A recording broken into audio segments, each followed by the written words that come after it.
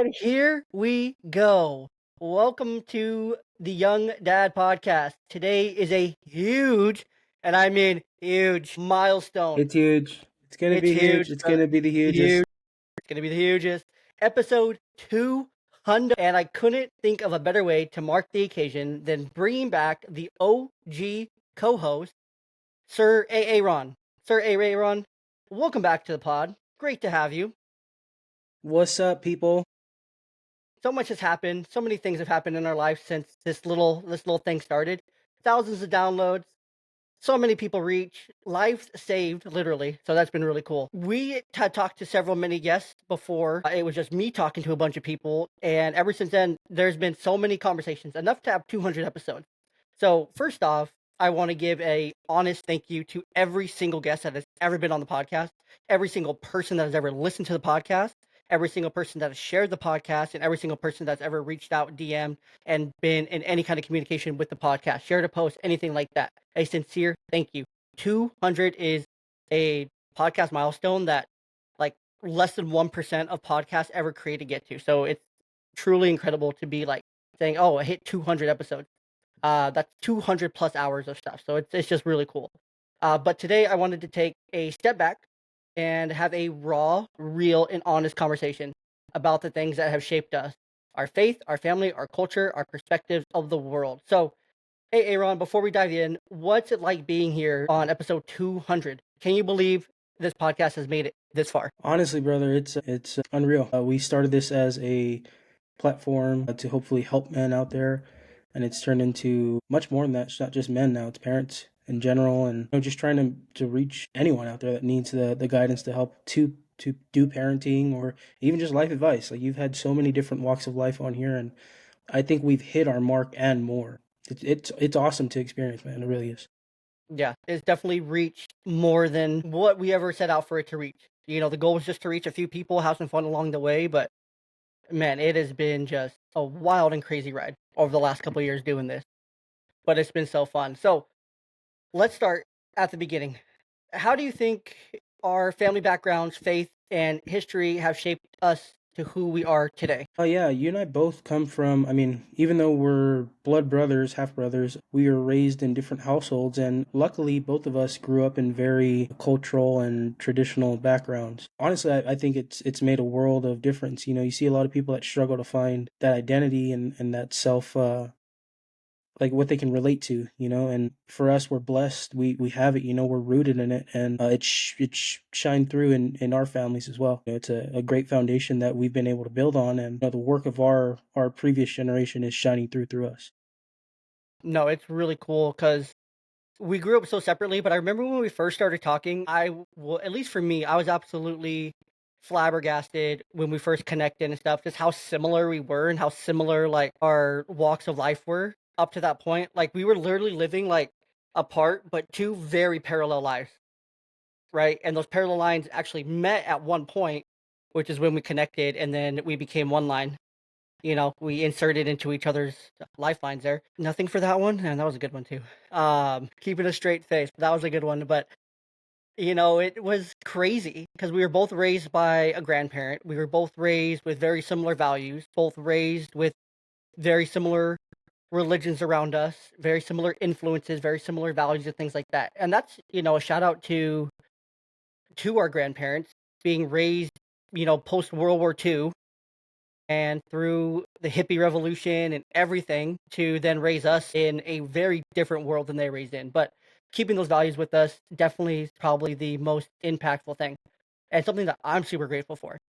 I don't know if I would be the exact same person or anything close to the person I am today if I had been raised by either our mother or by my dad, growing up and whatnot and in those situations. So I'm very grateful to have those like very traditional values, like those 1950s, 1960s kind of values. Oh yeah, 100%. I mean, my who I call my parents are, they're first generation immigrants, so my work ethic is 100% from them. I've seen by perfect example, what it is to work hard and build a life for yourself. You know what I mean? So when it was time to do it myself, I already knew the steps. I knew what to do.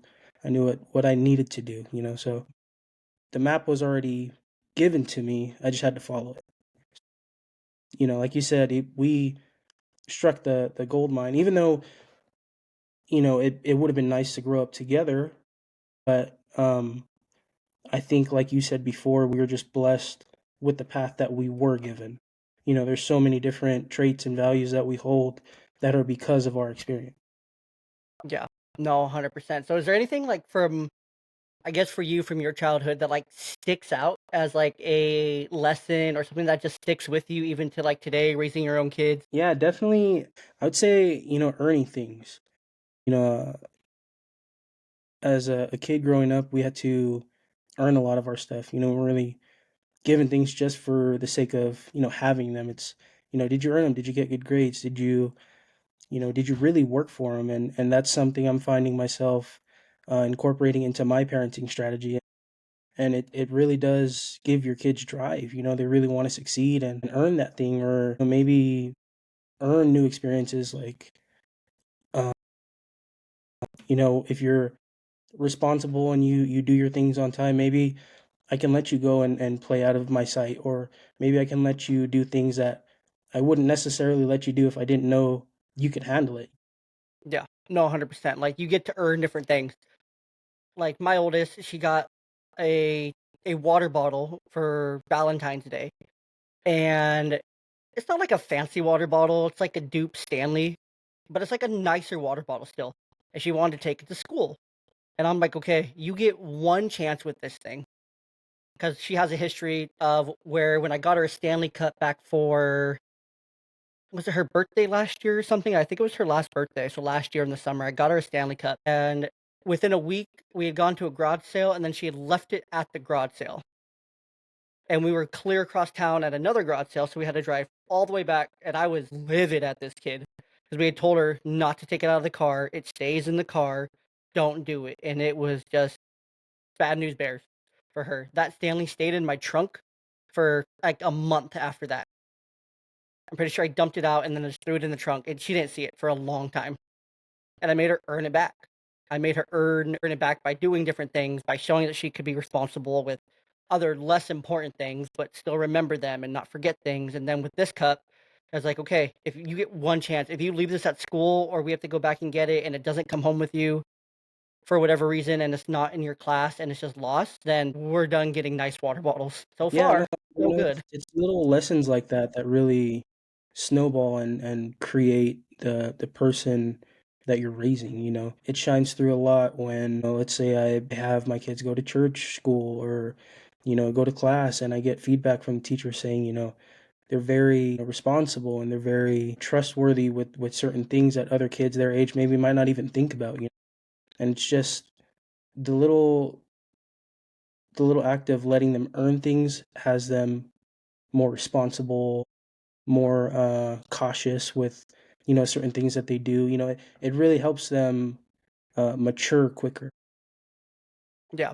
No, 100%. And I see that with my oldest too, right? Like she it seems like every single day after I pick her up from school, I pick her up from the YMCA actually, after school care. But it seems like every day she's walking out with a candy because she was the one to help with snack. It's like every single day she's the one helping. And then there was a note that she gave me on Monday after she was done with Awana from one of her Awana leaders that basically just said, thanks for making sure she's always prepared. She always prepared, ready to work, ready to do her verses, ready to participate, and it makes it so much easier, on us. And I was like, wow. So she does, pay attention, and she does actually take it serious, and she does do it. Granted, it's like her 30 are doing it, so it's pretty routine. But there's kids that are even older that I know have been doing it for since they were in kindergarten, and they're in sixth grade now, and they still don't come prepared with anything at all, kind of Yeah, thing. I know, and another thing to say too to the viewership is like they're not perfect by any means.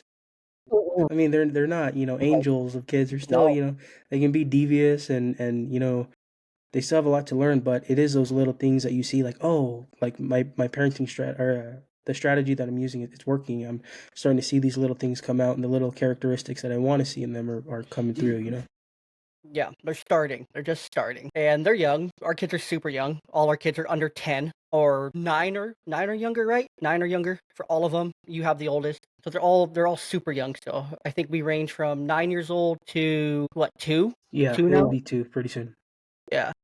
Uh so yeah, that's just something super cool. So our kids are super young. They're definitely not perfect. If you met our 4 and 5-year-olds, that would change a whole lot of things for you. Yeah, Uh those two are the troublemakers. They're so bad. And then the older 2 are, like, pretty good kids overall. They have their moments, but, like, the older 2 are pretty well-rounded.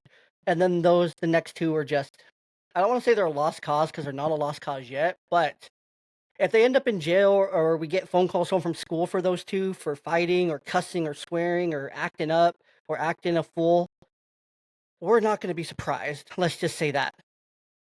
Yeah, I know they're definitely the benefactor of the grandparent spoiling. So Yeah, it's they're not by something. choice. It's definitely Well, they're not. also the benefactor of, like, us having, like, had one before them that there's a pretty good age gap there of a few years, and then so then we got to kind of figure it all out because we became dads when we were super young. I was 22, you were, what, 20, right? Yeah, I was And 20.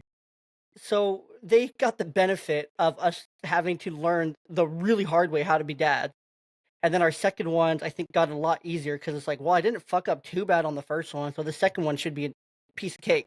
But then those second ones, they're not a piece of cake. They are the absolute Yeah, barrel. no, our seconds, they're the wild child. They have that stallion in them. They just wanna, they just wanna do them, is the best way to explain it. But, Yeah. it's also a really good thing. I would not have my kid be anyone else. I would Mm-mm. not No, want it any other way, and sometimes it does, get out of line, but, that's what you're there for. You're their training wheels, you're the one that's gonna keep them on track, and I think it's a great thing, honestly. 100%. But it is really funny when the little one is beating up on the bigger one, and the bigger one is like, "Can you not defend yourself? Can you not fight back? You are significantly bigger, older, and stronger than this one." But it's like they're like, can't do nothing. They're too aggressive." But I don't know. My younger one, she is hyper aggressive. Like she full on swings, fist closed, arms flailing, just gets after it. No fear. She has literally no fear. Yeah, my younger one, she's got the sass. My Oh, older is very shy, like, well-mannered, like, doesn't really speak out much until she, like, gets super comfortable with you, and then she's, like, an open book. But then she cuts it loose. the younger one, she's just, like, right from the jump, like, we'll tell you off, like, "No, that's not what you're supposed to be doing." Like, Yeah, no, they will cut you. Yeah, the older ones, that's a good way to put it. The older ones are shy and reserved until they feel comfortable, and they're very well mannered, quiet. But then the younger ones will literally tell you to f off if they have any slightest inconvenience or problem. But enough of us talking about those two.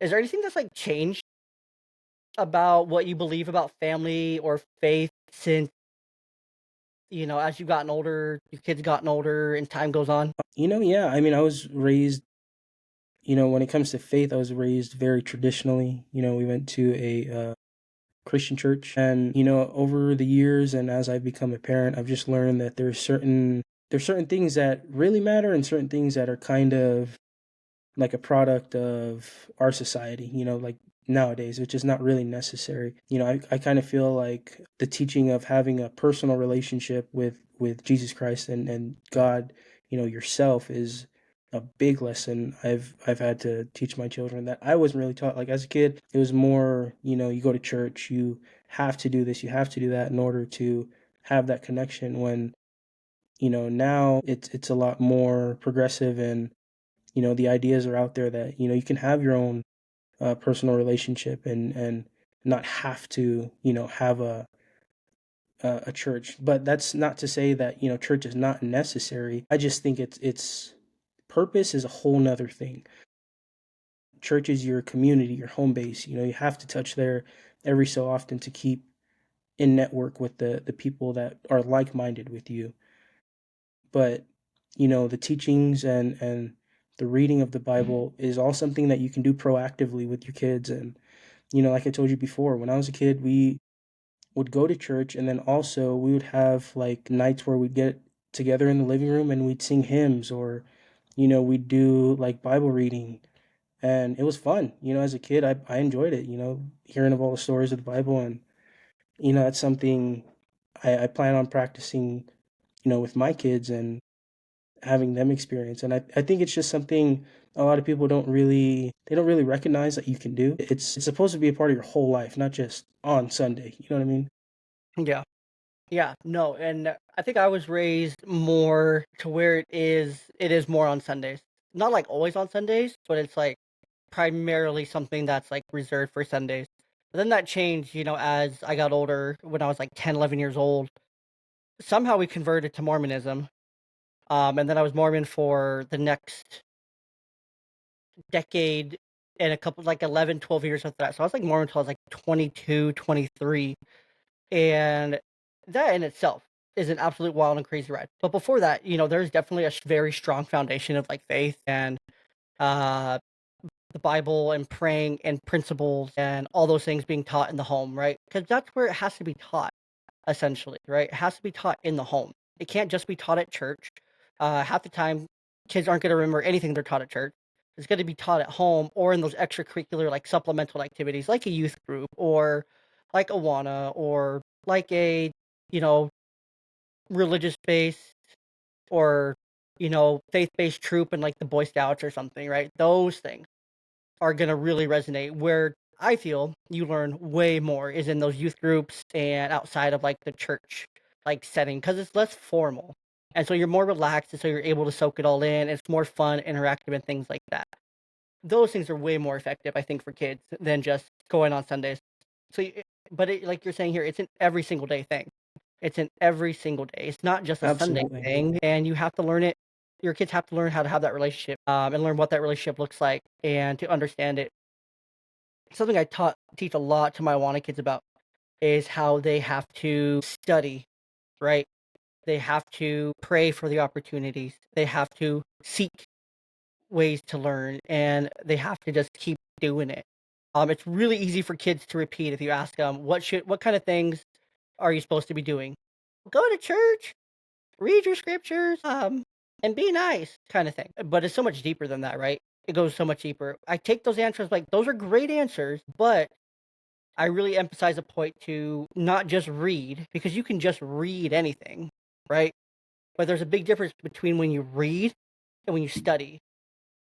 Or would you read with purpose, which is what studying is, right? You're reading with some intent to learn something. So that studying is very, very important. And you have to constantly be studying to understand deeper. And then on top of that, not just going to church, but having a reason when you go to church, to understand when you go to church, something that you're trying to get or trying to learn. And then your prayers, very important. That's where you cultivate that relationship out in addition to reading, but that's where you can ask for things and you can ask to be challenged. You can ask to be shown things. You can ask to be given opportunities to serve and to love and to put things into practice, right? Something I make them do every single week is how can you, I ask them, it's a general question in my book, like the manual to like teach these lessons and stuff, but then I change it. I always say, how can you, or what does this mean to you? How can you do these things? Who is someone that you can share the gospel with this week? Who is someone kind of thing? And a lot of people say, "Oh, my person, or this or that or the others," and I'm like, "Okay," but so then I have to ask them follow-up questions. Okay, what are you going to share with them? How are you going to go about knowing what to share with them and stuff? And I really challenge them and I push them. But that's what we also have to do with our kids, right? We have to challenge them and push them and help them understand.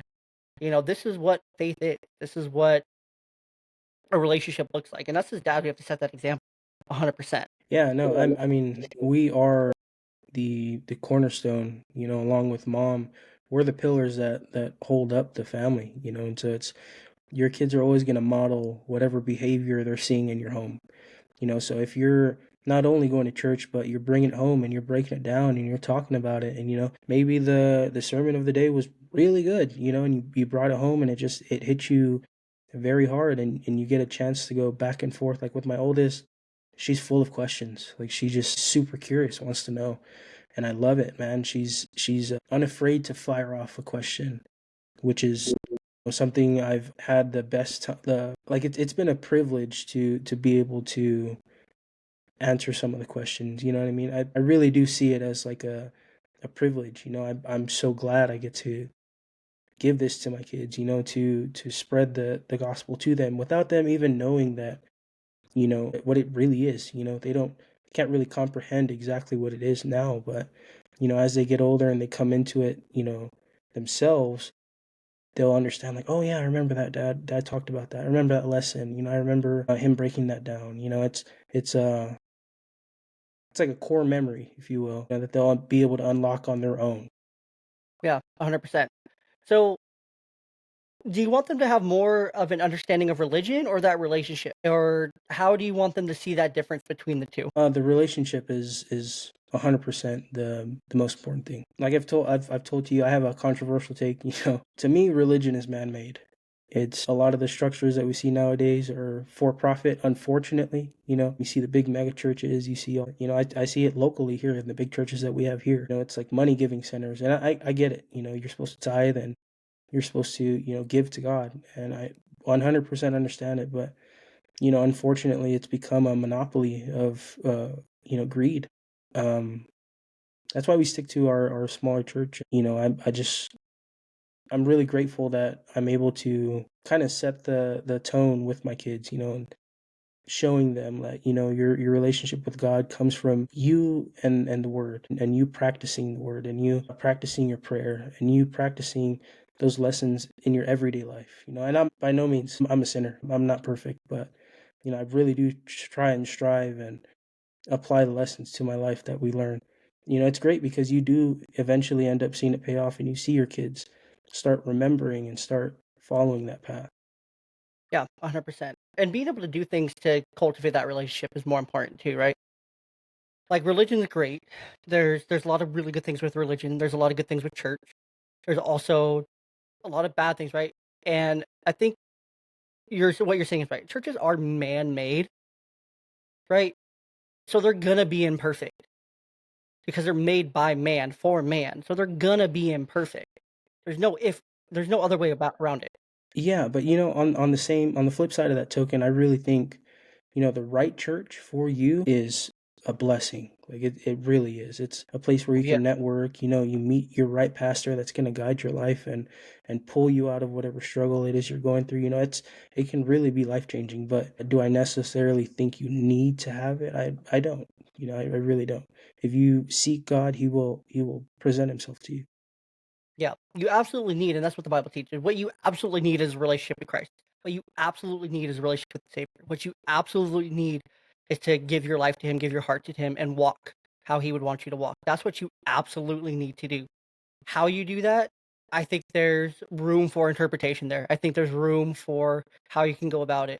But I think also, like you said, if you can find the right church, you can find the right place that works for you. Like I absolutely love like where I ended up at Calvary Chapel here, Calvary Chapel Tri Cities, and being able to have worked in children ministry the last few years and being able to be an Awana leader for our Awana program, and then also, have a really good relationship with a couple of the pastors and be able to talk to them and have like really good personal conversations. Like if I have a pressing question or something that's really bothering me or bogging me down or something that I feel like I need guidance with, like I know I can go to this person and I know that they are truly doing the things they're doing like in their life to give me some kind of guidance.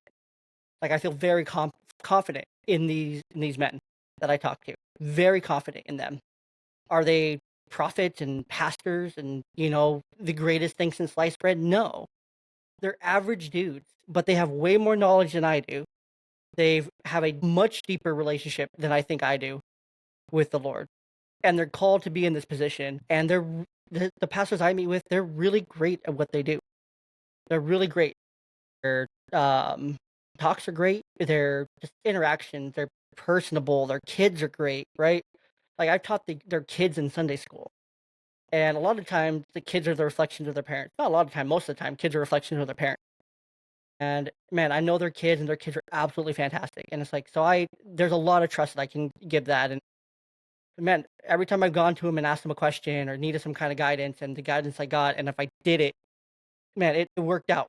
It worked out more than it hasn't, kind of thing. Yeah, and another thing too is I want to touch back on the point you made about us being the fathers and us being the leader figures. You and I both volunteer for coaching our girls' softball teams. And, I see that as a father figure.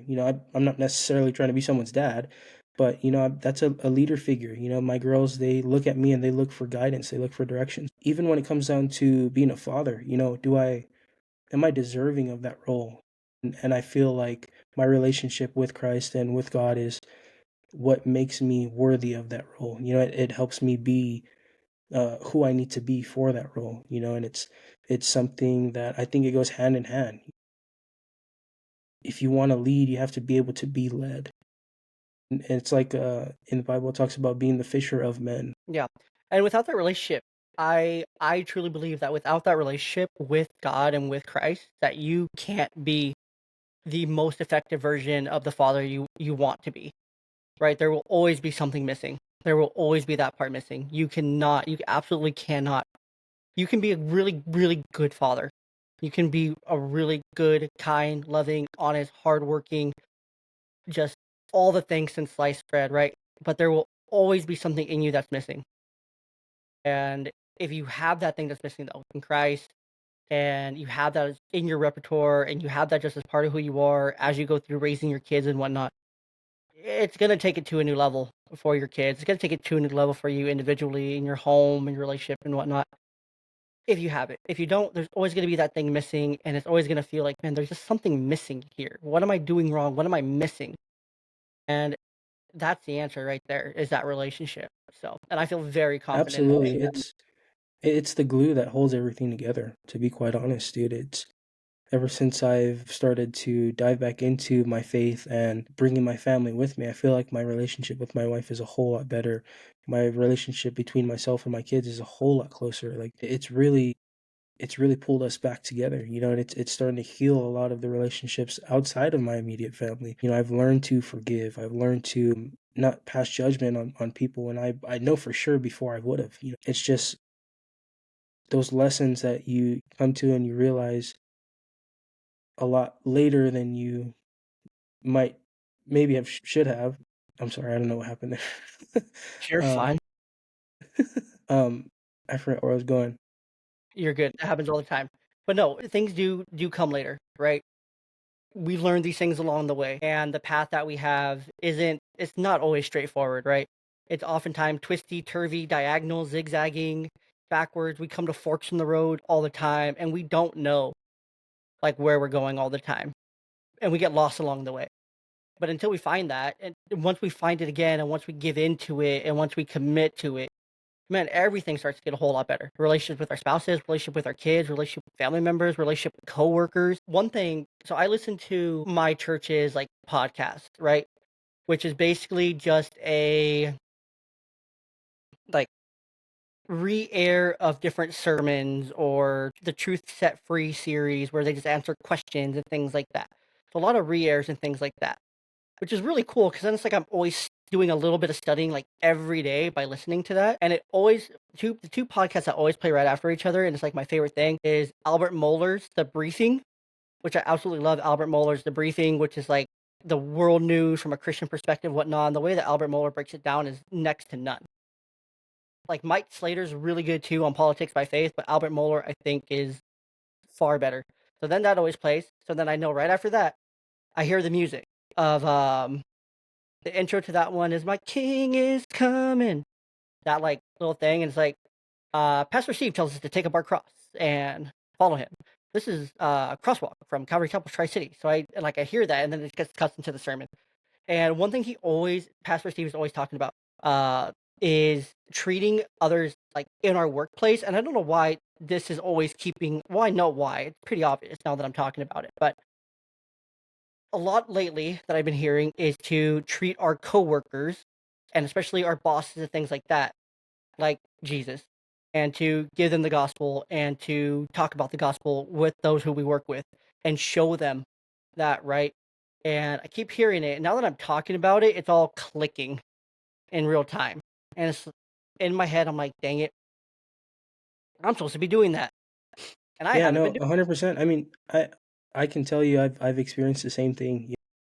I work in blue collar, so we're not nice to each other all the time. It's a it. very roughneck environment, but when you can go through and be the lamb that's in the shop or in the plant, it makes a huge difference, man. I'm not there trying to compete anymore. I'm there trying to be a tool for the team. How can I help you? How can I be of service to you? And I'm putting my ego to the side. Maybe I have more seniority than you, or I'm not supposed to be doing that. Like, it doesn't matter, man. Like, how can I help you? What can I be doing for you? And I've noticed my relationships at work, there's some people that just will not stand for it. They just, no matter for whatever reason, they just won't like you. But for the most part, as long as you go and you give it that honest effort to, be humble and really lend yourself to people, it changes a lot. It really does. Yeah, no, that's 100%. Again, another thing that I actually was just talking about this last week at Awana on Monday with my Awana kids because we were doing a review lesson and our last section was all about Jesus and his life and different attributes of Jesus and whatnot. And one part that I really tried to drive home was talking about just loving other people. Like these kids, I know are 100% taught at home to maybe not like different groups or to think a certain way about different religions or faith or people or things like that. And I know that for a fact because I know who their parents are. And I talk to their parents. So I 100% know these things. And so one message I really try to drive home with these kids is just love. You have to love people, even your school bullies, even the people you don't like, even people who are different than you, that think differently than you, that believe differently than you. You have to love them still. That love goes a long way. That love is the key thing to bringing people to Christ, right? Christ didn't just bring people to him because he was Christ. A lot of people came to him because he was Christ, right? But a lot of people hated him, but he still loved them. And then the soldiers who were there at the cross on that night, that's depicted, they realized, oh my God, what are we doing? Why are we doing this? This doesn't make sense. And I could definitely be misconstruing that story right there, but that was the gist of it. At least that's how it's depicted in like movies and stuff. But they had a lot of regret. The people who hated and regretted it, it's like, wait, all he did was love us and take care of us and support us and was there for us. Like how why did we hate this guy? He gave us no reason to hate him, kind of thing. And that's what comes around. People may not like you, but the more you love them, the more you show them that Christ-like love, that agape love to the deepest extent, and you serve them and you help them and you're there for them and you're supportive of them. They're gonna be like, dude, what the hell is wrong with you? Why are you so freaking nice? Stop being so nice. Stop being so kind. Stop being so loving. Stop being so understanding. Like, why are you this way? And then boom, you have your opportunity right there. No, Smack them with the Bible. 100%. Smack them with the Bible It's right then gotten and there. gone through every single time, brother. I mean, a lot of people are so afraid to show it, and I see it every day. One of my coworkers actually goes to my church. Yeah, outside of church, he's a completely different person. At work, that stone cold, blue collar, black coffee in the morning, super roughneck guy. And I'm at church, he's the nicest guy in the world. I'm like, man, these guys don't deserve the show. You know what I mean? It's not worth your soul to walk around all day mad like that, or just Yeah, trying to put flip. off a persona. Be the guy you are at church all the time, right? A lot of us will try to be okay. Well, I don't want to be that guy that I am the rest of the week at church. Then be the guy you are at church the rest of the week, kind of thing. Yeah, no, 100%. And it's so refreshing to be able to say that that's something I've overcome. It's something I've had to learn. I've had to learn to let go of my ego, to let go of my image, just to be, vulnerable. Really, at the end of the day is what it is be vulnerable and trust that God will guide you through certain situations, and he'll get you through whatever tough situations you face. He will be there. That is your faith. You test your faith every single day. 100%. And there's always opportunities for that growth, right? Gosh, I don't know if I really want to get into this next topic or not. Topic 4 that we had lined up. I'm not really feeling it. I mean, I think it's a big I think it's a big part of cog who in you the wheel of my story, but I think it's a big part of both of us. So trying to transitioning from like faith here and whatnot, we could go on and on for hours about that, right? But I will say, just as like a closing note there, that I think that's why the Mormon church is so successful, is because they are always serving, they're always out there pounding the pavement, they're always out there saying, how can we serve you? How can we serve you? How can we help you? How can we help you? How can we help you? Kind of thing. And so they're very serviceable, which makes people think that there's something more there. So that's how they get more people in by serving. And I think that's a great idea, a great concept. I don't think it's great to do that just to get people to come to your church and to convert to your religion and do all these things so you can build these multi-million dollar buildings and whatnot. And the other thing here with like the faith and family and stuff, the biggest irony I think in churches is they say, "Oh, well, you need to go out and feed the people and help the people and do things like that." But not a lot of churches, especially big churches, they do the bare minimum of that stuff. Just to say, okay, we did it. We donated a couple hundred meals to this program or this program or this program and did this thing kind of thing. Um, so it's just really interesting how it all works in the end. But that's neither here nor there. I just wanted to mention that since we were, and wrapping up the faith topic there. But one thing that's a big topic in our family conversations, especially right now with everything going on. So we're both married to Latinas. Bless our souls. You guys really need to pray for us. We need to get a hat said support your local husband married to a Latina or something like that. I'll work on it because it's a demographic. If you know, you know. If you know, you know. If you don't know, then you just don't know. But a big conversation that we've had recently that we couldn't land on, that we're absolutely torn on, is where the heck do we land? Because it doesn't directly impact us, but it impacts people we love and those around us. And now our kids are growing up with very, very mixed backgrounds and mixed experiences and whatnot. And you mentioned that your dad's side of the family, first generation immigrants, m- our maternal grandmother's side of the family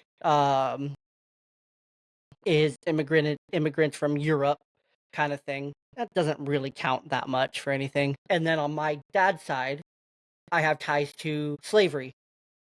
And then on our maternal grandfather has ties also historical ties to slavery, but also coming from Haiti and from that part of the world. So we have a lot of mix right there, right? And then you also have culture from the Polynesian Islands, I think, for the best kind of way to describe that. Yeah, so my grandmother actually moved our family here in the 70s, and they started their life in Southern California and basically grew from there. But before that, I mean, we're on the island of Samoa, and we're very cultural, very traditional family. So I am the byproduct of them immigrating and figuring out life here in the U.S. I think it's a very explosive topic right now because of all the stuff going on with President Trump and all the immigration stuff. Like you said, our wives are directly impacted by this. My wife's got a lot of family that's here legally, and some that's here or not. Mhm. It's a tough subject to talk about, man. It really is, and you feel for both sides. You do understand you want a secure border, you want to keep all these bad people out that are committing crimes. We've had a long talk about this, but at the same time, the sentiment for people coming here to make a better life, to, have that pathway to build for their family and their future. I told you, as a father myself, if I was in that boat, I'd take the same route. If that was the only route I could take, I would take it. And if it meant that my family had an opportunity, I'm gonna take it. So it's a tough subject to go around, and I just think as we go forward, there needs to be a lot of reform. There needs to be a lot bigger of a pathway for people to make it through. Yeah. No, and I was listening to Rogan today, and he was talking to Mike Baker. Mike Baker is absolutely one of my favorite podcasters. I love the President's Daily Brief. I listen to that stuff. I listen to all 30 minutes of it every single day. The 20 minutes in the morning is like the first thing I listen to in the morning. And then the 10 minutes in the afternoon, if I can squeeze that in on like a break or something, I will squeeze that in on a break. Uh, but they were kind of talking. Mike Baker had brought up the point to where it's like, well, they're kind of just throwing wet spaghetti noodles at the wall and kind of seeing what sticks, right? If something sticks, great. But I think the goal of a lot of these things is to lead to a massive reform of the system. But to reform the system, you have to shut it down first, right? And you have to eliminate all the things that you need to maybe eliminate more than you need to eliminate to know, okay, where do we need to build back? How can we build back better? How can we reform this system? How can we make it better? I think there's a big difference here. This is kind of where I've landed to where if you are able to and if you can, the absolute best way, of course, is to try to do it legally, right?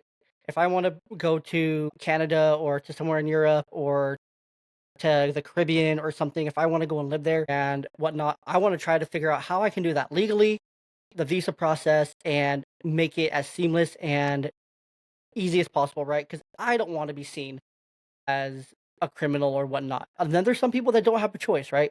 To where they're being forced by the cartels or they're being forced by gangs or whatever out of their homes, out of their cities, out of their neighborhoods for all these different. So there's so many different layers and complexity to it. But overall, if you can do it legally, do it legally. I think the second thing here that needs to happen is definitely reform. I don't think I think we absolutely yes, we need to get the most dangerous people off the streets. Those who have committed, the heinous crimes, rape, murder, trafficking, drug trafficking, or any of those like really severe federal crimes, right? Those definitely need to be prosecuted. Get those people out to make our country safer. We should have a very safe country, right? Every city should be safe. We live in Washington and California, respectively, so we live in two of the most unsafe states. Our areas that we live in the states, I think, are the safer areas within the states. So we're very fortunate for that. Or is I going with that? Yes, we have to. It has to be reformed overall. The people who are here who haven't done anything, that aren't doing anything, I think there needs to be a better way forward for them. If they've been here for so long, paying taxes, working, earning an honest living, not doing anything bad, but contributing, I think that's absolutely enough of a path forward to say, okay, you can stay here. We'll grant you a path towards citizenship to make it easier. Or those who have come here, let's say they were born here, then they went to school, college, and now they're productive members of the workforce. Same thing. If you're a productive member of society, you're not committing crimes, and you're not, you know, adding anything. If you're adding positively to the country, let's find a path forward for you, right? Let's get the danger out, crime out, keep the good, the people who can help our country grow and become better. Because there's are a lot of those people, right? There's a ton of them, not just from the south, from south of us in South America, but there's ton from around the world. Now, I don't think it's the best idea if we have a bunch of Chinese men who are military age and fit and strong coming into our country and then moving to these Chinese farmlands that have been bought up and whatnot next to military bases. I don't think that's a good idea, period. But we have to protect ourselves, right? There needs to be a better vetting process and there needs to be major reform across the board. Yeah, I think that's something that we do see. A lot of people give Trump a lot of flack for being one-sided on his policy, but I really do feel like he is gonna step up and reform before his term is over. I really do feel it. It makes sense. It would make him look good, but also it would actually help the country a lot. This country's built on the back of immigrants. Mm. Me and you are both a product of immigration. So yeah, this country is great because we're a melting pot of immigration. So I mean, once we all wake up and realize that both sides are right. Yes, we do need a secure border. Yes, we do need to know who's coming into our country. But also, yes, these people that are coming are great people. 95 to 99% of the people coming through are great people. They want their kids to do good. They want to set their kids up to have a good future. The 1% is what messes it up, and a lot of people, I think, get that message confused. They're like, oh, you don't want any immigrants coming through. It's like, no, I want to make sure that our streets are safe. You know what I mean? I want to make sure that who we are letting through is not, like you said, like a threat. There's a lot of Middle Eastern and, like you said, Chinese, Russian assets that are being found and are coming to light. Like there's a lot of really bad practices going on in the States. There's a lot of people that are here to hurt us. And I think that's something we have to wake up and realize, but also at the same time, keep our empathy and our love for those immigrants coming in, striving for a better life. It's a fine balance that we're going to have to justify, but I think eventually we do achieve it. Yeah. I think there just has to be, a more clear path forward, right? We can't just let these people like everyone come in unaccounted for, unvetted and whatnot. They have to be vetted. They have to at least try to come in the right way. But then once they're here, they need to be put in a designated place for like a shelter, right? And then we're gonna give you three hots and a cot kind of thing, and you have this long to find employment. Here's like you have to apply for a temporary visa. This is how you do it, and you have to get your temporary visa. Once you have that, then you can go work. Like you have a a 3-month period. Like we have to streamline it enough so that those people that are coming in, that are able to work, that are able to contribute, that are able to do something in this country, not just sit around because idle hands are makes for a bad idea, right? Especially if you're just giving people everything for free, healthcare and all these things while taking it away from Americans who are already here that are struggling. That's a big issue I have with it. But we have to make it a process to where they can come in and in 3 months they are contributing to society in some way, shape, or form. Anything, right? Yeah, I mean, honestly, I feel like what's really gonna start the reform is just getting all the corruption out of our government. I mean, that's Yeah. where a lot of our troubles come from. A lot of our stupid, dumb policies that we have are because of corruption, because of lobbying, because of big pack money. Like all that stuff is corruption, and you're seeing it throughout this whole past week. The Doge committee is finding out that there's a lot of widespread corruption on the financial side. Wait till they start to hear about all the corruption within, the political side of things. It's all going to get exposed. I think that's what's coming. And once we get to a point where we can talk across the aisle and we can level and be men and women with each other, not our identities or our pronouns or anything like that. Like, no, we're human beings, we're all Americans here. How can we build the best America for Americans and for people that want to be American? Like all that is what's going to come to light. And I think, you know, the future looks bright. Like PBD always says, there is a path forward, and I think we do find it. Yeah. But you again, like you said, you have to circumvent all the corruption. You have to get out the bad and keep the good and get rid of, the waste and whatnot. The funniest thing that I found for the Washington Doge today and I sent you the picture of it, but $2,000 going to fund essentially circle jerks. Like, why Yeah, is man. Washington State when we already have a massive billions of dollar budget deficit spending a couple thousand, which a couple thousand isn't a small amount of money, but why is that being funded? Or why is all this stuff across the world, the US Agency for International Development? I don't want my tax dollars going to Ireland to pay for some DEI thing. I don't want them going to Ghana for transgender surgeries. I don't want them going to Yemen to train journalists and whatnot. American tax dollars need to go to help Americans. And that's where we really need to get to across the board, like you're saying there, right? We have to get to a place to where it's America first across the political aisle. Democrats see it as America first, Republicans see it as America first. You can still have your own parties and values and things like that. But at the core of it, we have to get back to the founding fathers to where it's like, this is America first, this is what we're going to build on, this is how we're going to build it, and this is what we're going to do. And until we can actually all become America first and agree, like, hey, and I think that's what I really think Doge is bringing a lot of people together because now they can actually see for the first time in at least our lives actually what the hell our tax dollars are going to. Because we know for damn sure it's not the roads, it's not transportation, it's not No, innovation, it's that's not engineering, it's not anything that actually helps us as a society.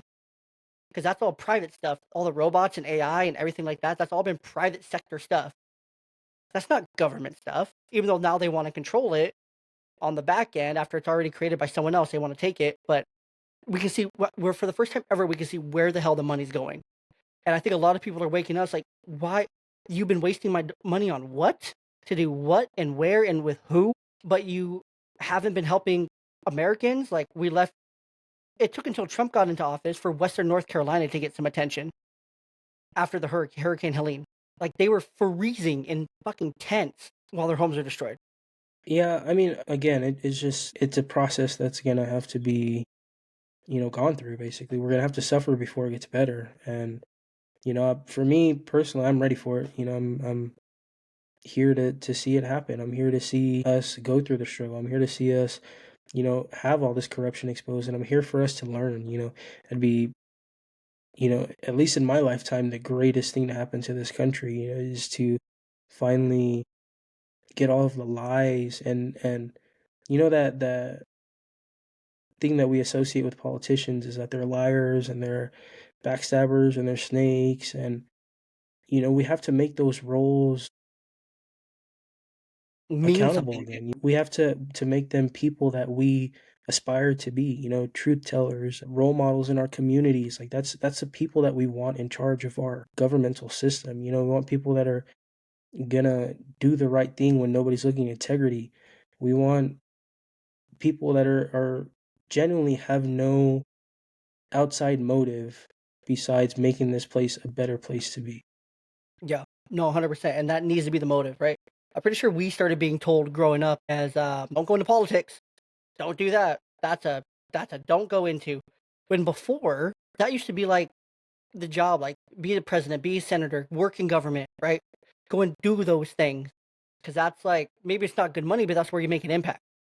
But now it's like, I don't even wanna get into government. Like, that I flirted with the idea of and I've even talked to my wife about it, like, "Okay, what if in the next 5 years, I flirt with the idea of trying to run for local politics, right?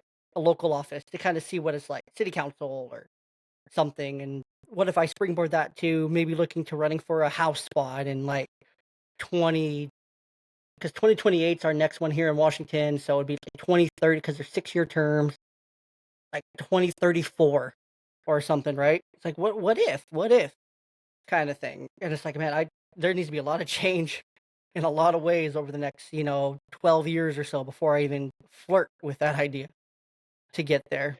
And honestly, that's what we need is we need the average man to be in a position of power. We need somebody that's in the struggle, that understands the struggle, that comes from the struggle, that is willing to work for the people that are in the struggle.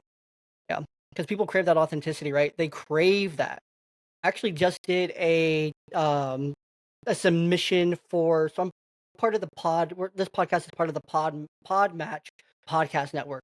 And on the pod match podcast, they do like short form like TED Talks and stuff. And they were looking for new ones and whatnot. So I actually just recently submitted one for that, talking about how the key that most podcasters are missing and whatnot is they're so everyone's too worried about perfection, right? They're worried about perfect quality, perfect camera, perfect angles, perfect lighting, perfect this, that, and the other, right? But they're missing the authenticity. They're missing the connection. They're missing helping their listeners feel seen, heard, and like they're part of the conversation. They're talking to them rather than with them, right? And that's what people are craving. We're all craving that authenticity, and that's a big reason why Trump won because it feels like this dude, despite all his shortcomings, is that man perfect? No. Is he boosted up way too high on his pedestal? Absolutely. But the reason why he won, one of the biggest reasons, is because he was able to humanize himself by going on Rogan, by going on Theo Vaughn, by going and doing all these podcasts. We got to see the human side of him. It's like, oh, this is really just a really smart businessman who really loves his country, who loves his family, who all his grandkids, his children all speak very highly of him, love him to death. I mean, he took his little tiny granddaughter to the Indy races. That was so cute and adorable. Was it a PR stunt? I don't know. But it just shows like, okay, he loves his family. He loves his kids. He loves his wives, maybe all of them still, who knows?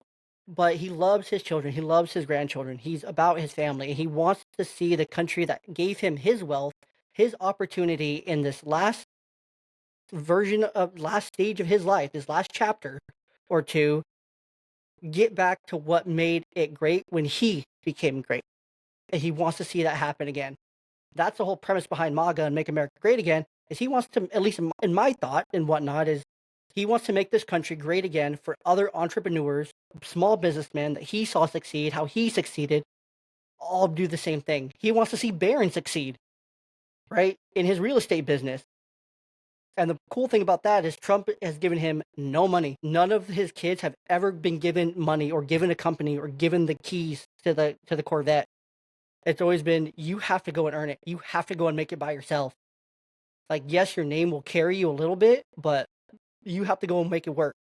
You have to go and earn your wealth and whatnot. I think that's the coolest thing about Trump that we can take here, right? Especially as fathers, is we have to, like you mentioned earlier, right? Kind of ties that back in. We have to make them earn it. Make them earn it. Make them work. Yeah, absolutely. My legacy, I hope it's superseded by my kids. I never want my legacy to be my kids. Or I do want my legacy to be my children, but like I don't want my legacy to be theirs. Mhm. You know what I mean? I want them to go much farther than I go. The way I see it, the generations before me that came to this country that set a foundation, if I just do up to what they did, I failed them. If I don't go above and beyond and have my kids go above and beyond, have them go above and beyond that, it's a failure to me in my eyes. That's the way I see it. It's not necessarily defined by wealth or by success or anything. It's more defined by,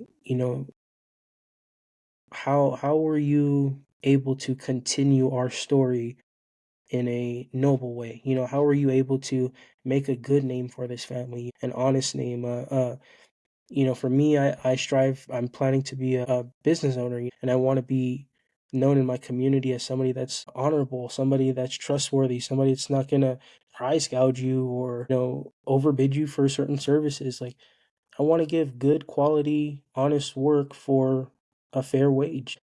I think that's a lot of the problem in America today is people just want to get over on people for money. And it's sickening, man. It really is. People are tired of it, and I think that's what got Trump to win is, people are just tired of the same old, same old. We're tired of the same lip service and you taking advantage of the system. We're looking to change the way things are going. I'm not necessarily sold on Trump. I don't think he's like the perfect, figure that we need, but I do think he was the better option of the two, and I really do hope that, he sticks to what he is talking about because his talk right now is great, and if it continues, I'm great, I'm here for it. Yeah. Keep throwing stuff at the wall and seeing what sticks, I think is the most important thing, and, you know, we're here for it. If it can continue, if the momentum keeps up, it's only been a few weeks, and so we'll see. We'll keep seeing. There's still a long 4 years ahead for what happened, and I think it can be really great. I think we're starting to move the needle in more directions, and I think people just, like you're saying here, people got sick and tired of being sick and tired. People got sick and tired of the same old rhetoric, nothing happening, prices going up, inflation and wars and, all this stuff, while nothing actually happened here in our country that was better. Things didn't get better. They got worse. They got more unsafe. They got more dangerous. They got more unaffordable. Eggs are fucking $8 for a team pack of eggs is what I paid over the weekend at the grocery store. Yeah, You in California.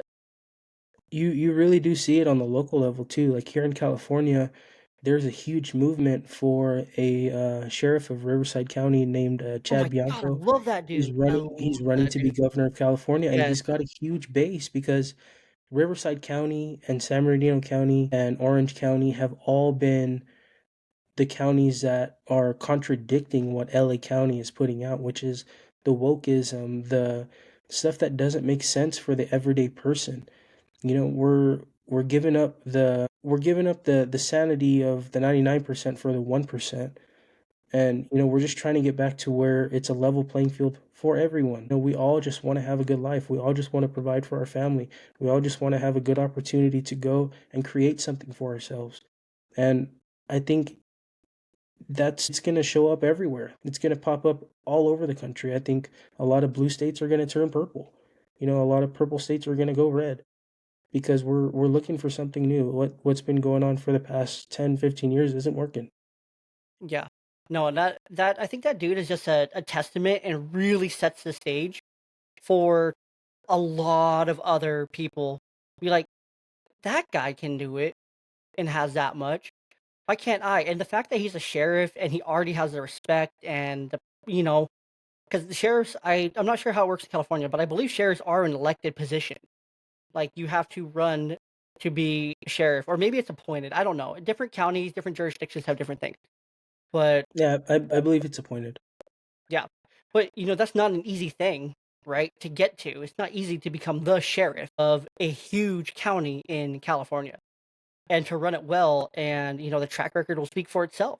But a good dude who sincerely just wants to help his people, wants to help his state, cares deeply, If you can run a sheriff department and you see all the shit that you've seen there, heck, the stuff that you're gonna see at the top level may not even compare. But that's leadership, right? That is true leadership. When you can lead a whole police force in Riverside County, which isn't a small county, right? Right outside of LA, that's huge. But I think that sets the stage for so many more people to be to just say, I Yeah, can I'd do that. say that San Bernardino County, which is the county I reside in, is one of the biggest counties in the states.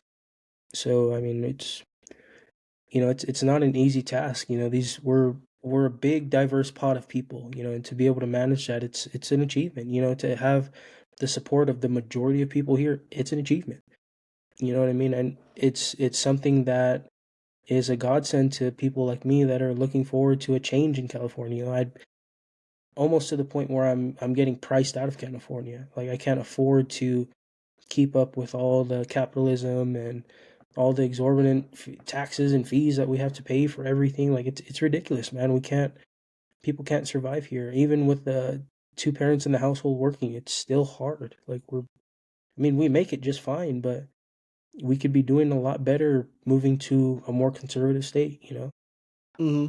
Yeah, no, and speaking of taxes, and then we'll get into some of the last little bit here. Is so there's a bill that was opposed by over 20,000 people in the state. This bill is to eliminate the gas tax, but replace it with a tax on tax kind of thing. So you would be taxed for every mile that you drive your car, 2.6 cents per mile. Per mile. So if you drive 15,000 miles in a year, which I think is pretty average, right? 15,000 miles per year, you get it would be like 400 bucks basically for round numbers. But then they want to tax you an additional 10% on that. So now you're looking at $440 just for driving your car that you already have to pay taxes on to fill up. You already have to pay insurance on that you already pay taxes on to buy, and you already have to pay to renew the tabs and stuff every year. An additional 4, 5, 600 bucks on top of all that. Everyone has that. Every Washington State resident has that because it wasn't already expensive enough. And it's absolutely crazy that they're still moving forward with it, despite an overwhelming majority of people who did send in comments and whatnot to oppose it, saying, I oppose this, do not move forward with it. They moved it from the House to the Senate because they have a dominating majority here in Washington State of Democratic leadership. They have the majority all across the board. They have gone to remove the argument process. So, like any, like, not argument, but the debate process from the floor on these bills. And they are now moving legislature to remove the legislative process, which is against the Washington State Constitution. And so they're doing these things, and the amount of people that are waking up to it and saying something and sending in comments on these bills really shows you that people are paying attention now more than ever. And that's so important when it comes to all these different issues that we're talking about, is you have to pay attention. And if you have a way to even just go to a meeting, show your support, find your local Republican Party. If you feel called, and I truly believe it's a calling to run for office, public office, if you feel called by God to do that, God willing, do it, right? If you feel like you are someone like myself, like, and I'm gonna shamelessly plug the new project here, the Evergreen Report, where I'm going through and talking about stuff going in Washington. I actually put the first episode out this morning or today. We're recording on 2/19. Hopefully, I have a couple more episodes out by the time this launches on Monday, the 24th. But it's so important to talk about these things and to bring these issues to light because not the average person knows about it. I was talking to my buddy at work, and I work in mental health in Washington State. So you got to imagine, there's some eggshells, and you got to talk to the right people about the right things. And I had like a 20-minute conversation with my one of our directors this morning, and we didn't really get like too political, but she was like challenging me, like, okay, why would you want to do that? Or why would you want to homeschool? Or why would you want to do these things? And it's like, well, I want to do it for this reason, that reason, this reason, that reason. And, we were able to come to an agreement. Like, I know she's more liberal than I am, but we were able to come to an agreement, like, on one of the big issues here in Washington State. And I don't know how I got down this rabbit hole, but one of the big issues is that they want, so there was a parental bill of rights established in 2024.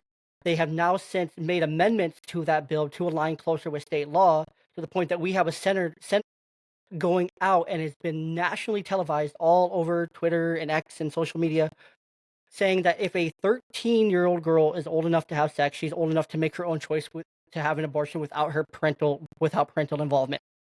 And so they're coming for our kids. There's a war on the ordinary person. There's a war on parent.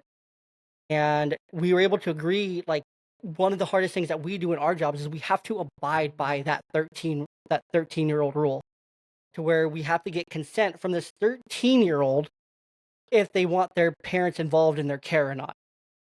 If how much information we give to their parents and whatnot. And it's one of the biggest moral dilemmas that we run into as providers and as an agency as a whole, because it's like they parents are the primary stakeholders in their children's lives. No ifs, ands, or buts about it. And it's our job to protect our kids from birth to 18 and then beyond if they need it. But when you take that away from parents at the age of 13, when you were 13, did you make good decisions? Did you know how to make good decisions? Absolutely not. I can tell you No. absolutely not. No. When you were 18 years old, did you really know how to make good decisions? Absolutely not. No, we became dads at 20 and 22. We still didn't make the best decisions. Granted, we loved our significant others at the time, and we did all these things, and we chose to have the children, and we chose to raise them, and do all the things for them that we have to this day. There's no regrets there, absolutely no regrets. The timing probably less than ideal, but we made it through, made it work, made it happen.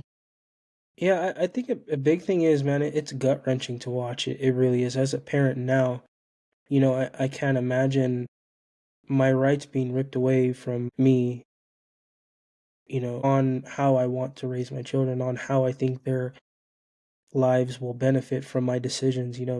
Having that in the hands of the state, it's one of my biggest fears. I really do resent the bills that are being passed. Like, they're ridiculous. They really are. They're telling you straight to your face that we know better for your kid than you do. And in all honesty, the system is so bad. It's very bad. And I really think you look at some of the bills and you see what's getting passed. You're like, who's voting for this stuff? Who's Nobody. saying they They just want this? they just pass it. That's the thing, is they just pass it. They just push it through. It doesn't get on the No, yeah, but ballot. I'm saying, like, the leadership. Like, who's voting for this leadership, and how does it go unchecked? How do we continue to let these people that are making our lives worse and really threatening our livelihoods as parents, like, how can we just let that go and not remember that when the next voting cycle comes Mhm. around? Yeah. How do we keep electing the same people over and over and over again to keep doing the same job? Like, I have no clue how Patty Murray, one of our state senators, keeps getting elected. She's terrible. I have no clue how these other senators who want to reduce penalties for those who commit sex crimes against children keep getting elected. How they don't get called out, how they don't get called to resign sooner than they do, and they actually get to serve their full term for even supporting bills like this. How people are just okay with, what, you just, I'm not going to say anything kind of thing. How people are okay being voiceless. It's not okay to be voiceless. You got to make your voice heard and find a way to do it. That's so important. And I don't think any parent, any common sense parent, wants to think, oh, well, I can co-parent with the state. Let me tell you, having to co-parent as it is with someone else for my kids is already enough headache. I don't want to add the state into that mix, because the state will never love your children. They will never truly care about your children. They will never truly be there for your children. They won't be there for them when they're crying about, oh my God, I wish I would have never taken puberty blockers when I was 13 and had my teachers not tell you. And now I'm 23 and I can't have kids, kind of thing. Dad, what the hell do I do? State's not going to be there. They're not going to be there. You're going to be there. Yeah, and you know what? It goes back again to corruption. This is a part of that corruption. A lot of this stuff is gonna get weeded out because the people are awake. They're tired of all the stuff that's happening, and once people start to realize, like, oh, it's these people that we're putting in power are selling us out. They're selling us out for their corporate interests, and they're getting kickbacks on certain things, or they're getting certain incentives for lobbying a certain way or doing things a certain way.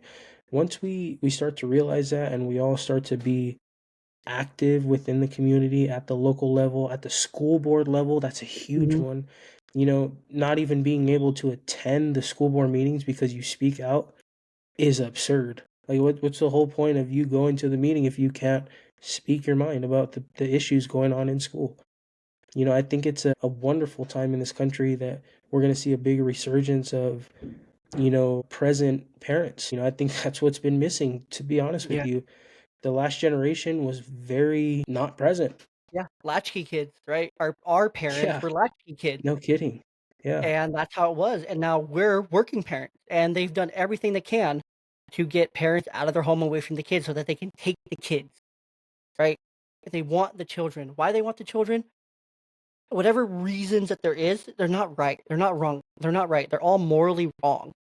And so we have to step up. And like you're saying here, the most important thing you can do, don't worry about all the stuff happening at the federal level. The stuff happening federally, all the executive orders and things like that, will probably have very little, if anything, to do with you. All the stuff going on federally, these bills being passed, or these things being talked about, or these big headlines that are catching headlines and whatnot, will have very, very little to do with you. But what will have stuff to do with you is every House bill or Senate bill that gets signed into law by your state legislature, when it comes to taxes, when it comes to education, when it comes to childcare, when it comes to affordability, when it comes to property tax, when it comes to housing, when it comes to all these things. Those will be all the things that actually truly affect you and your family. So that's where it's important for you to know what the hell's going on and to be involved and to be an active participant. Because the more active participants we get, the more people that attend those school board meetings that want to speak up. They can't kick everybody out, right? The more people that trust me, show they'll up, try. they'll They'll try. Oh definitely no, try. they will. But the more people that show up, the more relentless we are, the more we band together. There's strength in numbers, right? Tribe mentality here, right? The more impact we can have, the more change that will actually happen at the state level. And if each state can all change in the right direction, that creates a whole movement across the nation. And then every state starts to say, oh, well, I'm in New York, very similar to Seattle. Look what Seattle did. That was amazing. Or look what LA did. Or look what Riverside did. Or look what this county, San Bernardino, did. Look what Benton Franklin County up in Washington did. And then other states will catch on to that, neighboring states, Idaho, Colorado, Nevada, and they'll be like, whoa, that worked. And then it starts to spread, right? Typically, stuff starts here on the left coast, moves out.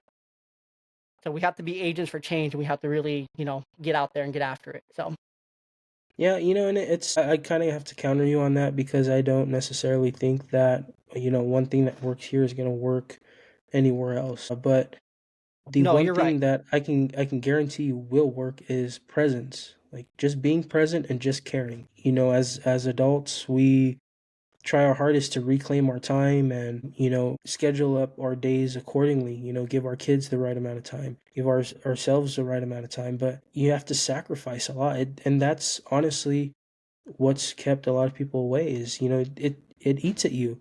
It's something that is consuming on you, and it takes a lot, but honestly it's worth it. When your community is a lot better off for it and everyone's holding each other responsible, it's a lot better of a system. Absolutely. Peer accountability as a whole is huge, right? And you're right. Not one thing that works here may work there, but the idea and the concept, if it's working there, how can we modify it to work here for our people for where we're at? Or how can we make it better? That's the whole idea of capitalism, right? In an open market, to be able to see, okay, what's working there? How can I take that and improve it and make it better here? Or how can I also earn from that same idea kind of thing? Or what else can I do? Or how can we improve on this idea in the open market kind of thing? So that's the idea there. So let's get into this. What have we learned from 200 episodes?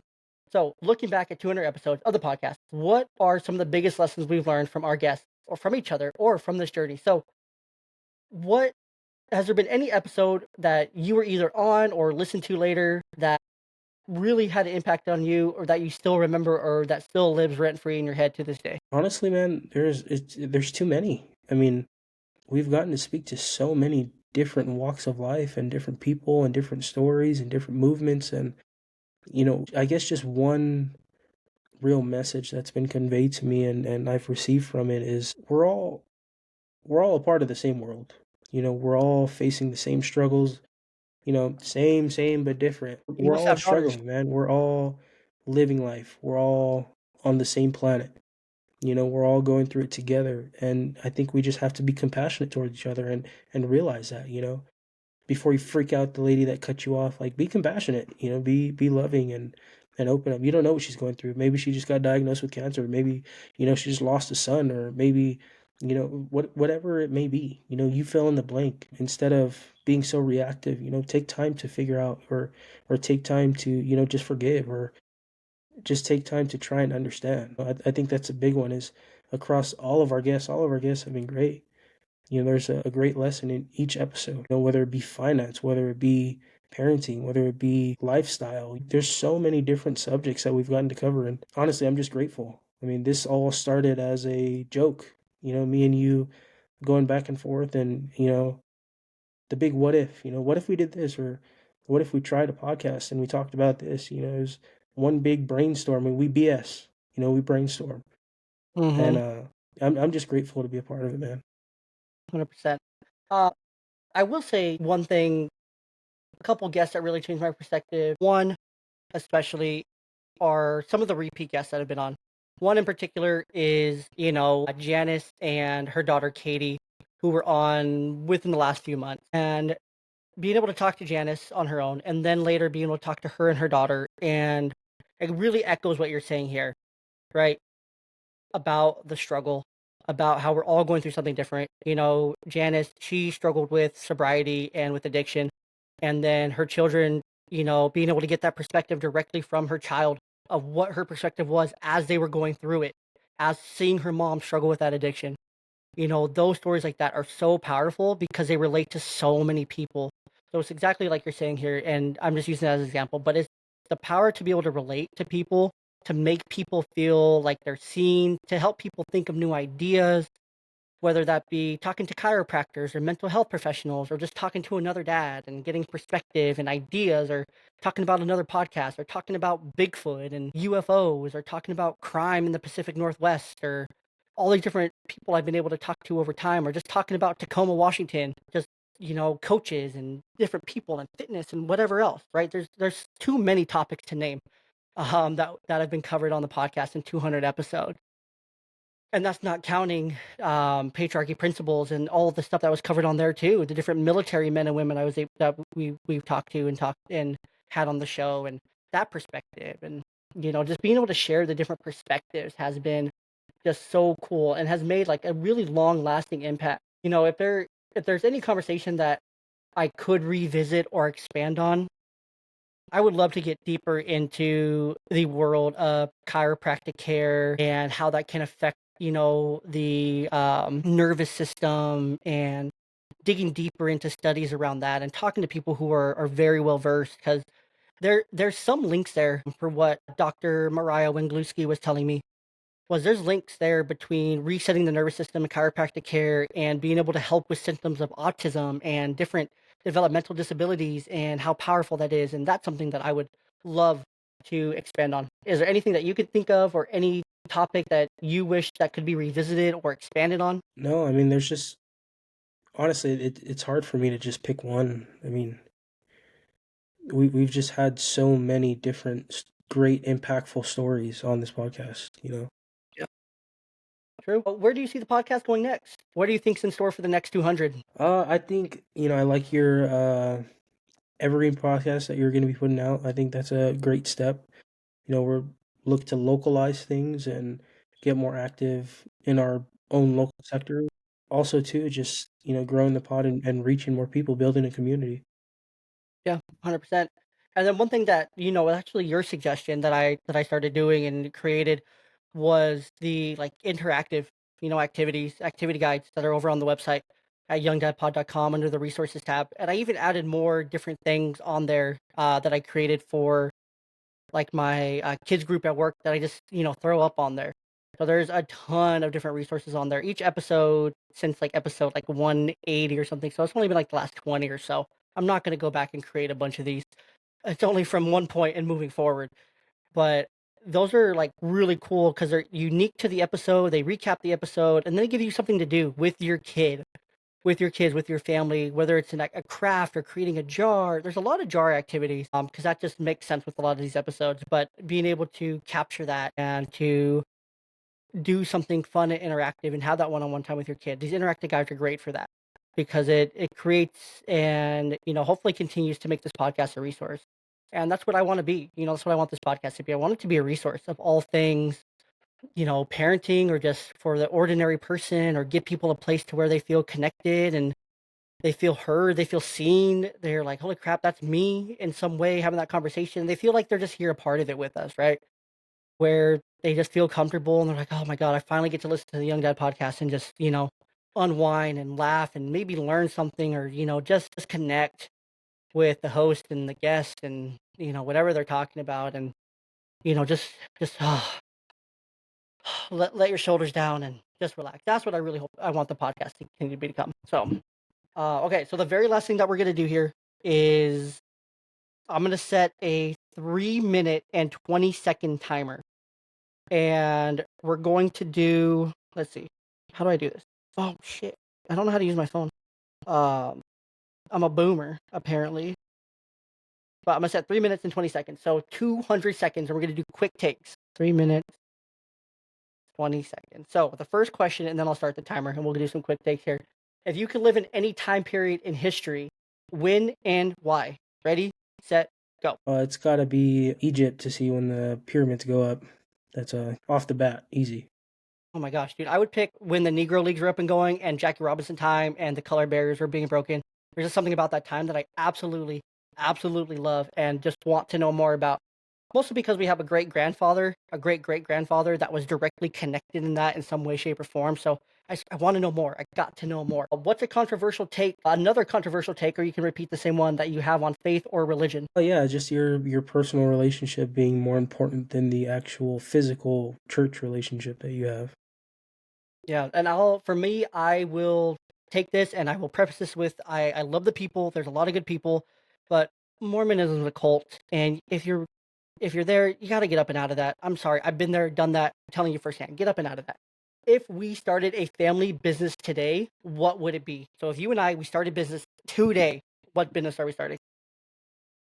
Definitely something in the service industry, like a handyman business or contracting or something like that. Yeah, I'd probably agree. Yeah, I would just I'll be the clerical guy. I'll do the paperwork, and you're going to be the labor. That's Uh, exactly what I need. That's exactly what I Name need. name of the business. I'm just the labor. Just the labor. That's it. What's a phrase or lesson from your dad, not like your biological dad, but like your dad that you consider dad that you still use today? Take care of business first. Business comes first, fun comes second. Yeah, 100%. I would say, just don't be afraid to give your leftovers or food or help out the person in front of the store or the person walking down the street. Like you have more food at home. You are going to be able to get food later. They don't have a way to get this food. Just give them your food. It's not a big deal. Helping people isn't a big deal. What is something that your mom used to say and she was 100% right? So many. Honestly, just to forgive. She's always been a very selfless person, and the act of forgiveness really is something that shines through when I think about my mom. I love that. I'm going to say Grandma Pat here because that's who primarily raised me and whatnot. I would say for her, just something that always rings true is God gave you two ears and one mouth. Listen more than you talk, and just like you said, be present. What's your favorite meal from your childhood? Ooh, that's a hard one. Honestly, dude, the childhood lasagna hit different. Love love that. I would say for me, it would be the JoJo's from Red Apple with a cup of ranch. There was just something about those JoJo's that I couldn't get enough of. They were crispy, they're good, and that was our 200-second timer. All right, very last one here. What is one piece of advice that you want to leave for future generations? Definitely, don't be afraid to go against the grain. Be yourself, have the wild take, do the unexpected, blaze your path. You don't necessarily have to follow the one that's in front of you. 100%. For me, I would say, and I have a sign of it right above my desk here, but it's work hard and be nice to people. You can do those two things, you're gonna be pretty successful overall. Just work hard and be nice to people. That was one future advice. And then, very last question here before we wrap this thing all the way up. And it's a young dad podcast staple, and I want to answer it. What is one piece of advice that you get one piece of advice here that you would give to a young dad just starting out his fatherhood journey. He's young, he's 20, 22 years old, he's super young, just had his first kid. What is the one piece of advice that you're giving him? Oh, dude, I'm gonna go biblical with this one, and it's one of my favorite sayings. It's "This too shall pass." It's been a huge lesson in my life to learn that. When it comes to good times, when it comes to bad times, this too shall pass. Be prepared for it. Yeah, as a dad, our main job is to be, the leader, the protector, the provider. But a lot of the time too, it's are you capable of that role, and are you ready to adjust and lead your family through it? Yeah, I would say something very, very similar to him. I would just say, look, things are different now. Things are going to be hard. Some things are going to be easy, but don't sweat the small stuff. Let that small stuff roll off your back. Give it as much energy as you have to give it and focus on what's most important. Focus on the important things. Focus on being present. Focus on being there. Focus on your relationship with your wife. Focus on the relationship that you're going to grow with your child. Just focus on being present every chance and every opportunity that you can. I think would be the biggest one here. Wow. Well, dude, that's 200 episodes in the books. I still can't wrap my brain around how 200 episodes happen in a couple 2.5 years. But like we mentioned, it's an absolute blessing to be able to have this platform.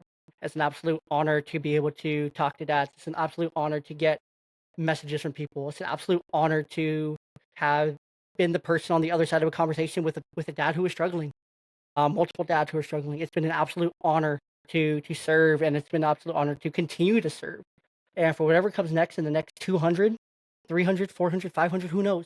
Who knows how long this thing will last for? And where it'll go and the different variations and takes it'll take. There's 8 billion people in the world, so there's no shortage of people to talk to. And I hope to talk to and keep hope to talk to more people, keep sharing stories, and keep just building and helping other dads, other parents, other the ordinary person just feel something when they listen to this podcast. So this has been super fun. This is one I'll remember. This is one I'll look back on, and when I get asked that question, "What's one of your favorite episodes you did?" Oh, episode 200 was pretty lit, um, and was really cool. Dude, thank you for coming on. Thank you for being here. Thank you for recording with me longer. Thank you for being my brother, honestly, and thank you for being an example to me. Love you, Thank you for man. keeping me accountable, and just thank you for being you. And we're so blessed to have each other, and I'm so blessed to call you my best friend, and for you to be there for me all the time, and to be able to call you whenever. And so to our listeners, thank you for being a part of this journey. 200 episodes in, and we're just getting started. It feels like just yesterday we started this on a whim with segments, and we had no clue what we were doing. We recorded this audio only and put out audiograms, and thought we were so cool. And then we actually started having guests and stuff, Those and first 5 viewers, boy. Those first 5 viewers, they did it. whew, they hit different. They hit different, and There's a feeling.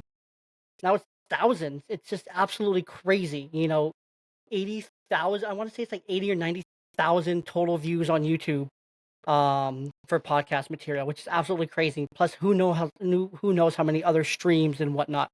It's well into the 100,000s at this point, and it's just crazy, absolutely crazy.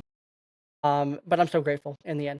If this conversation resonated with you, share it with someone who would appreciate it. And always remember to like, follow, subscribe, leave 5 stars on Apple, comment on Spotify, follow on Spotify as well, subscribe on YouTube, and just, share it with a friend. I can guarantee there's at least 22 more episodes after this. I can guarantee that. And there should be more and more to come. So thank you guys all for being part of the journey. Thank you guys all for being here, for every listen, every minute shared with us, every minute you've given us of your time is truly appreciated. I can't express that enough over and over and over again. And as always, you are worthy, you are loved, you are enough, and you are doing a great job, Dad. We'll see you in the next episode and onward to the next 200.